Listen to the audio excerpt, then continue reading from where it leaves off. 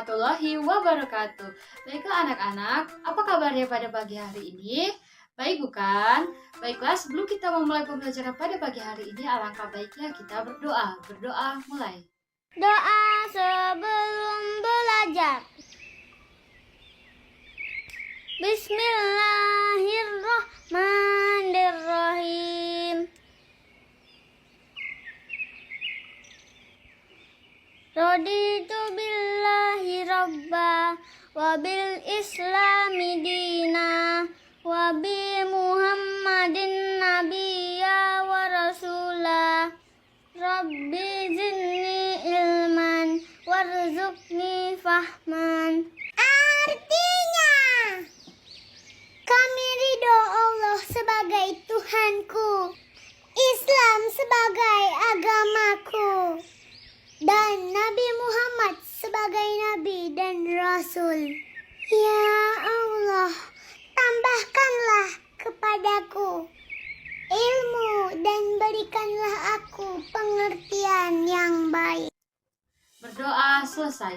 Halo anak-anak, kemarin kita belajar tentang keanekaragaman hayati. Nah, di tentang keanekaragaman hayati itu pasti kita belajar tentang bagaimana itu ekosistem, warna kulit, dan jenis-jenis bunga. Nah, itu tentu tentang keanekaragaman hayati. Nah, selanjutnya kita akan belajar tentang daerahku dengan sumber daya alamnya. Baiklah anak-anak, adapun tujuan pembelajaran kita pada pagi hari ini yaitu dengan melalui pengamatan video, peserta didik mengenal apa saja sumber daya yang ada di daerah kita. Nah, kedua, melalui pengamatan video, peserta didik mampu menceritakan kembali apa saja kekayaan dan sumber daya di daerahnya. Nah, yang ketiga, yaitu melalui dengan pengamatan video, peserta didik mampu menilai betapa pentingnya menjaga kelestarian alam. Dan yang keempat yaitu melalui pengamatan video, peserta didik mampu menyadari bahwa sumber daya alam sangat penting untuk menjaga kehidupan manusia. Nah, itulah tadi tujuan pembelajaran kita pada pagi hari ini. Selanjutnya, Ibu akan mengajak kamu untuk tepuk semangat. Ayo, terlebih dahulu. Ibu contohkan terlebih dahulu ya. Tepuk semangat. Semangat. Nah, pasti sudah semangat dong belajar pada pagi hari ini karena kan kita sudah tepuk semangat. Nah, selanjutnya Ibu ingin tanya pada kalian, apa saja sih kekayaan alam di daerah kalian? Ya, itulah tadi. Nah, yang kedua, bagaimana sih pengaruh geografis di daerah kalian? Nah, betul. Nah, yang ketiga itu bagaimana cara bijak untuk memanfaatkan kekayaan alam. Nah, bagaimana tuh cara memanfaatkannya? Nah, tadi ada yang bertanya, Bu, pengaruh geografis itu apa sih? Nah, Ibu akan menjelaskan sedikit. Nah, pengaruh geografis adalah seperti bentuk lahan, misalnya di daerah pegunungan cenderung curam, datar, dataran rendah yang cenderung dengan sungai-sungai, dan tentang flora dan fauna, bagaimana hewan itu hidup dengan sedikit air dan curah hujan yang tinggi, itulah yang dimaksud dengan pengaruh geografis. Nah, udah ngerti dong geografis itu apa? Nah, selanjutnya kita akan memasuki materi kita tentang daerahku dan kekayaan sumber daya alamnya. Dalam perbedaan karakteristik di setiap wilayah sangat memengaruhi kegiatan ekonomi, sosial budaya, pola hidup masyarakat. Misalnya, karakteristik di ruang daerah pegunungan yang permukaannya berbukit-bukit tuh tidak rata, tapi tanahnya subur, sangat cocok untuk dimanfaatkan sebagai lahan pertanian. Nah, selanjutnya anak-anak, ada beberapa pengaruh kenampakan alam terhadap potensi kekayaan alam di suatu daerah. Apa aja ya itu?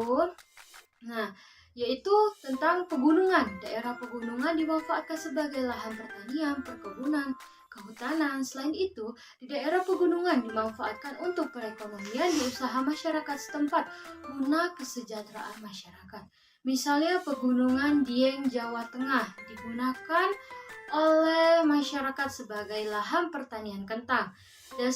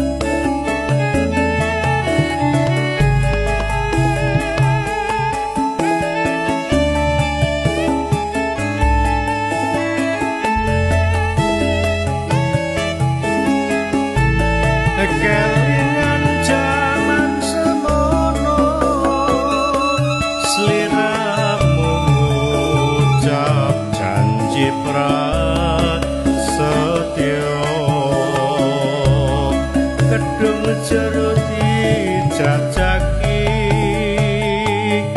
atine manungsa sapa sing ngerteni. Selanjutnya yaitu Puncak Bogor, Jawa Barat untuk lahan pertanian perkebunan teh. Baiklah anak-anak, Ibu akan menampilkan tentang cerita di Puncak Bogor. Teh yang tumbuh subur. Daun teh menjadi bahan baku pembuatan teh yang diproduksi oleh sejumlah pabrik teh di tanah air. Pohon teh yang terlihat indah itu rupanya dipanen setiap hari oleh para pekerja di perkebunan teh. Salah satunya Yuyu Mae yang sudah puluhan tahun bekerja sebagai buruh pemetik teh di Puncak Bogor. Seorang ibu yang tinggal di Desa Tugu Selatan, Kecamatan Cisarua, Kabupaten Bogor itu mengaku sudah sekitar 22 tahun, yakni sejak tahun 2001 hingga sekarang bekerja sebagai pemetik daun teh di Puncak Bogor. Baginya, hujan dan terik panas matahari bukan halangan untuk berjuang membantu menopang perekonomian keluarga. Yuyu menjelaskan saat ini jumlah pemetik teh kian berkurang dibandingkan beberapa tahun lalu, sebab perusahaan yang mengolah teh saat ini sudah menggunakan mesin bagi para pemetik teh. Akibatnya banyak tenaga kerja yang diberhentikan. Nah, selanjutnya yaitu tentang dataran rendah. Nah, dataran rendah ini dimanfaatkan masyarakat untuk lahan pertanian, peternakan, perikanan, perkebunan, perkantoran, industri, dan perdagangan. Misalnya Karawang, Jawa Barat sebagai pusat industri, di Jakarta sebagai pusat perkantoran dan perdagangan. Nah, dan selanjutnya Ini Kabupaten Karawang, luasnya sekitar 1.600 km persegi. Karawang berbatasan dengan Kabupaten Bekasi di sebelah barat, Kabupaten Bogor di barat daya, Kabupaten Subang di timur, Kabupaten Purwakarta di tenggara, dan Laut Jawa di utara. Dulu mah dikenalnya sebagai Lumbung Padi Jabar. Produksi padinya mencapai 1,2 juta ton per tahun. Kalau sekarang kayaknya lebih dikenal sebagai pusat industri. Ada 12 kawasan industri di sana. Nah, ini yang paling menarik. UMR-nya teh lebih gede dari pegawai kantoran di kota-kota besar kayak Bandung sama Jakarta. 5,2 juta, Seni tarinya juga terkenal, sampai difilmin. Bener gak nih? Kalau kamu orang Karawang, tambahin fakta lainnya di kolom komentar ya. Nah, dan selanjutnya itu pantai dan laut. Pantai dan laut itu dimanfaatkan sebagai tempat pariwisata, perikanan, perdagangan, transportasi, olahraga, industri. Contoh pemanfaatannya yaitu dengan pantai di Pulau Bali misalnya untuk pariwisata, perdagangan, dan perhotelan. Selanjutnya ada ya pantai di selatan Pulau Jawa, Kebumen menghasilkan sarang burung walet. Nah, keempat yaitu sungai. Sungai digunakan masyarakat sebagai jalan transportasi, perdagangan, perikanan, olahraga, irigasi, dan PLTA.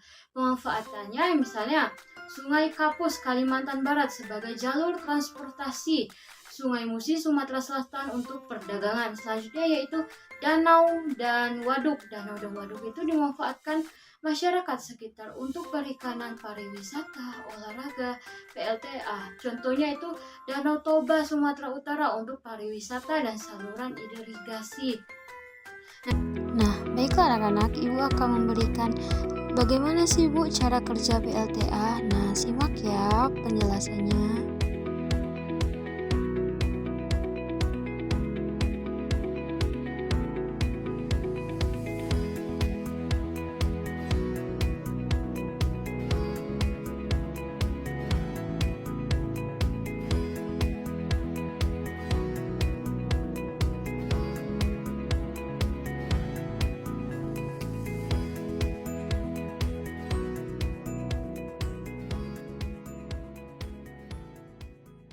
Nah, jadilah itulah pemanfaatan sumber daya alam di sekitar kita. Sampai sini apakah anak-anak sudah paham tentang materi yang Ibu jelaskan tadi?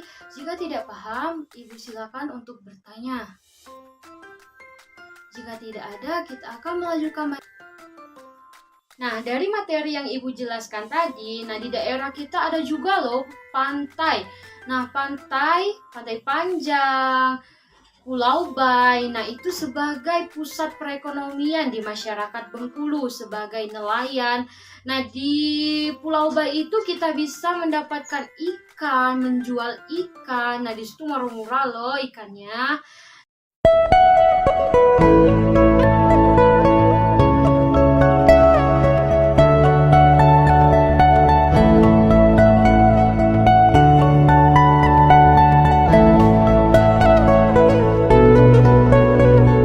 Nah, selanjutnya yaitu ada apa lagi ya?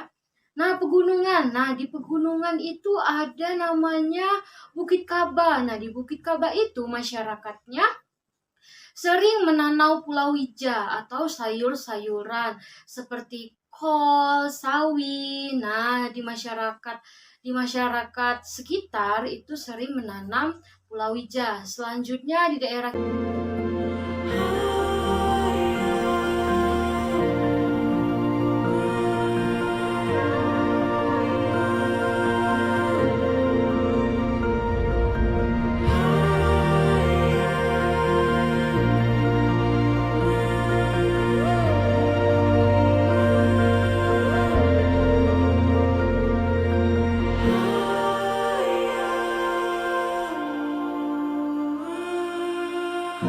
selanjutnya di daerah kita ada apa lagi ya? Nah, Sungai Trokon. Nah, Sungai Trokon itu sebagai pusat pariwisata kita, sebagai untuk kita bermain arum jeram dengan keluarga kita. Nah, itulah tadi.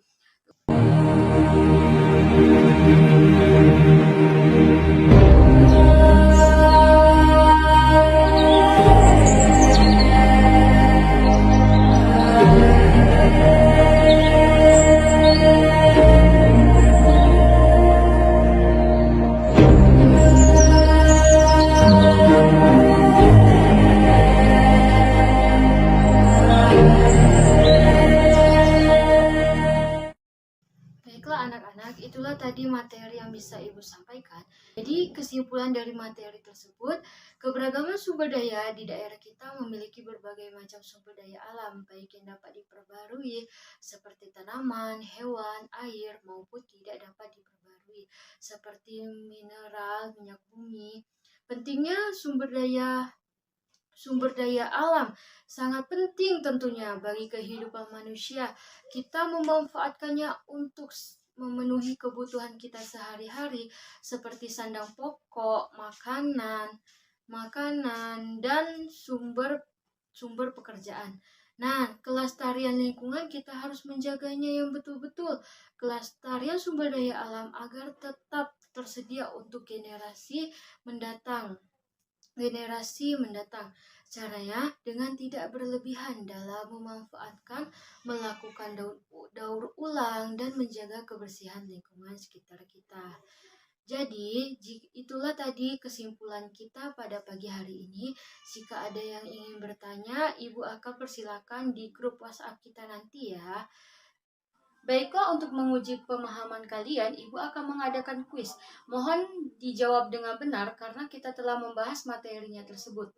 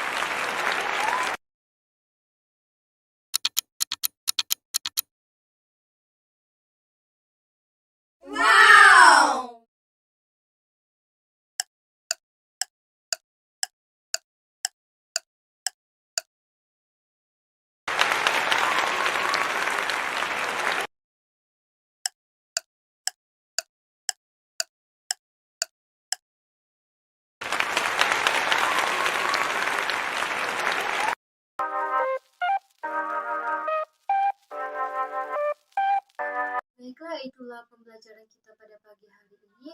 Ibu tutup dengan mengucapkan lafaz hamdalah. Alhamdulillahirabbil alamin. Doa setelah belajar. Bismillahirrahmanirrahim.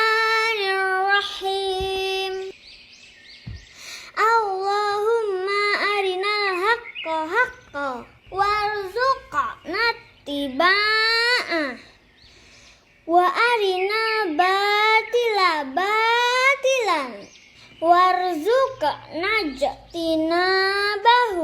Artinya,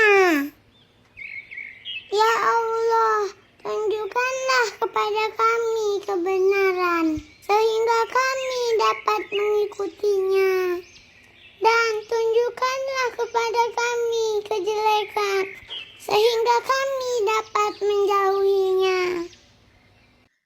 Ibu akhiri, wassalamualaikum warahmatullahi wabarakatuh. Selamat bertemu di pertemuan selanjutnya. Bye-bye.